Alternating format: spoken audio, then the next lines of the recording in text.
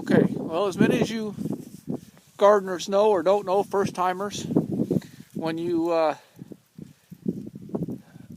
gets cold outside and you got bulbs like Canis bulbs or your dahlia bulbs or your tiger lily bulbs here in the Midwest, you got to dig them up.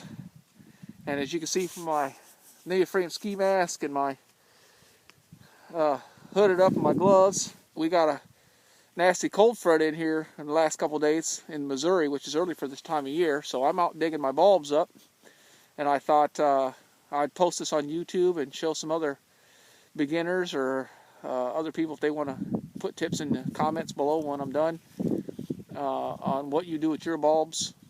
And here we go. You can see me digging in here. If you look back behind, right here, this is a Canis plant. If you've never heard of that before. Mine got up to almost 10 foot this year. And what you do is you want to cut them back off. I just got a pair of scissors, but if you got a good pair of prune scissors or trimmers like you use for trimming branches and stuff, just want to trim this off back at the ground level like so. Pretty easy to do. So you just cut these back off at the ground. And I find that makes it easier to get into them. And then of course,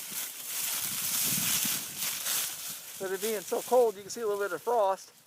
But I've been able to save mine, so don't let somebody tell you when it's down, you got to get to them before the first frost, because it's frosted, and I haven't lost too many bulbs. Toss those over there and save them for later. Here's what, out of all my bulbs, I got a 5-gallon bucket so far, out of 3 plants, and as you can see on here, that's a rotten looking bulb. I'll get it in kind of close. Hope it turns out. That's what your rotted bulb. You don't want those with your other bulbs. Those got froze. But so that ain't too bad for not getting to them 2 days after it got cold. It's still pretty cold out here. So back to the plants. So you can see I got mine, and this is composted clay with organic materials like chicken poop, horse manure, whatever you want to put in there. I'm an organic farmer, so I don't use anything, no chemicals, no pesticides or anything. Then on top of that, it's a raised bed, so it's an oval high bed. On top of that, I got natural mulches, which is nothing more than my tree bark all chipped up. It's been chipped for tree trimmings and leaves mixed in and grasses put on top of that, and I haven't had any problems with mine, and I think that's probably what saved mine. So what you do is you go in normally, you have a big fork. I don't have a fork with mine. I just use a 5-gallon the big old pointed shovel, spade that you got. Then you got your little tool that you have and your little rake. And I'll show you why this is important, because you don't want to break too many bulbs off to do that. So I'm going to dig in now. Move this dirt around and show you how big and beautiful these bulbs are. And I didn't do anything to these except for put my organic mixture of fertilizer on here and water from rainwater from my rain buckets. Now see how you got to get it with the spade and kind of break them up, but I'm using this as a filler because there's a lot in here off of just one. I put 2 bulbs in here this spring, and you see how many I'm getting out of here. You see how many stalks I got off? 1, 2, 3, 4, 5, 6, 7, 8, 9 of these, which is pretty terrific for this bucket. See, I'm getting the top of the bulbs. They're right on top right here. That's why you want to use this. See how big those are and all the way over they're going? Man, those are some good bulbs from organic. That's not Miracle-Gro. That's not any store-bought fertilizer. That's nothing. That's all stuff that I put on from just using organic material, chicken poop, rabbit poop, whatever you got handy. If you don't have that stuff, you can always go to the store and buy organic fertilizer if you want to buy it. But I always try to do stuff on the cheap, and it's better for the plant. Now that I know where the bulbs start, I'm going to get down in here, you can see with this shovel, and just start popping them up. If I can get under it good here. Gotta be real careful not to pop that too bad. You want to let that whole thing start coming up. See that? Man, it's beautiful. Wait till you see the size of these bulbs coming off of here. They just break up real easy like that. Look at how big those beautiful those are. And now I got my little pry tool, and you want to get all the dirt that you can off. And that'll put off one of these. I put one of these in the ground this spring, this April, and this is what I'm getting back. Off of one of these is how many I got. And that's not even, and these over here too that we haven't even got to and dug up yet. So when you get them, it's okay if they break off like that, because you're going to want to dry them out anyway. So what I do is I initially stick it in my little sorter bucket here. And I go through and I see how they'll separate. Yeah. Well, there's one that's, see, but all those bulbs, there's one that's rotten right there, see.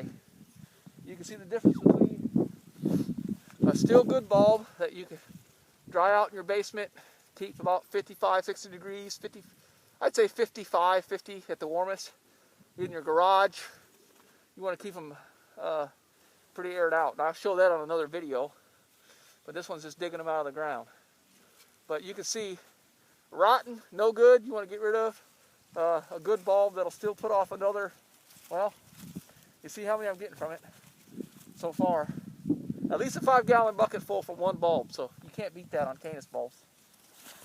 And it's all organic. There's nothing, like I said before, in here. I'm just going to cut that open and show you. See how that's rotted. Now, it's either rotted from the frost or just rotted the ground, but I'm pretty sure the frost has gotten down.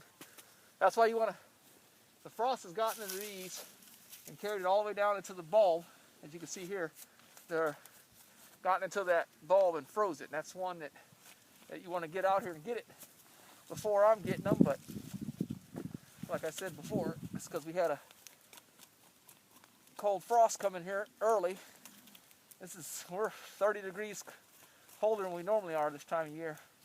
So now what you want to do is just knock all the dirt off. It ain't going to hurt it none if you score it a little bit. Now I'm not going to break that up, but I'll just till it dries out. So look at all those. But that's good. I'll put that in my 5-gallon bucket. See, I just got a plain old 5-gallon bucket. Put my little small one in a 5-gallon bucket. Clean this one up good. And I'm just going to keep doing this until we get all those up.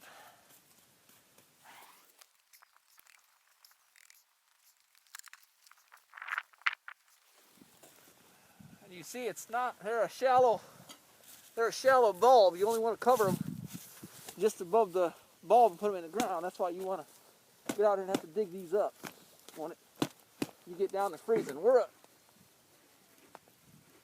zone 6 is the zone that I'm in here in Missouri. Man, that's a big, oh. There we go. I found that doing it that way is better. You save more of your bulbs and splitting them than you're getting them. Now, some of you may not believe me, but you see how many I'm getting off with just this one bulb. I put one bulb in, and look at all those that I'm getting off of there. Oh, there's a great big one over here. Over there, look at this. The size of this bulb. Oh, man.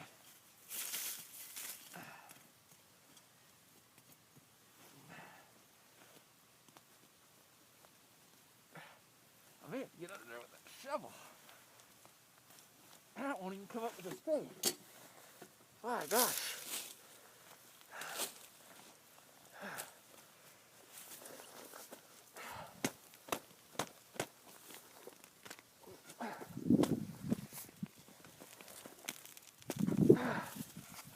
Look at that. Look at the size of that thing. That's phenomenal. I'm really pleased with how well these are turning out this year. But just putting one in. See how that's broke off? Right there, there's another bulb crown that's sitting on top of down in there. think off of this one right here. Yeah, there it is. See it right there at the top of it. I don't know if you can, not with the camera. The angle I got.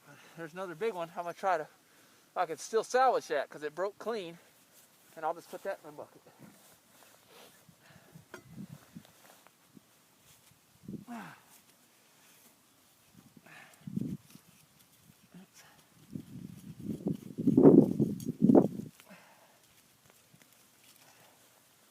Now some of these are coming off of this plant right here of another bulb that I put in. But I only put in 7 bulbs, 7 total all along here, and I've gotten back. When I'm all said and done here, I'll have 3 5-gallon buckets. So that's how you dig up your bulbs. You want to be careful when you're digging them up. Like I said, you've seen how a few of them broke, but it's fine as long as the clean break. If you got 1 or 2 rotten ones, you want to get rid of them now and just toss them out, put them in your compost pile. That's why I do my stalks. You can grind them up or stick them in whole. And that's why I like Canuses. So if you got any more questions or comments, go ahead and leave them below. Shoot me an email. Okay.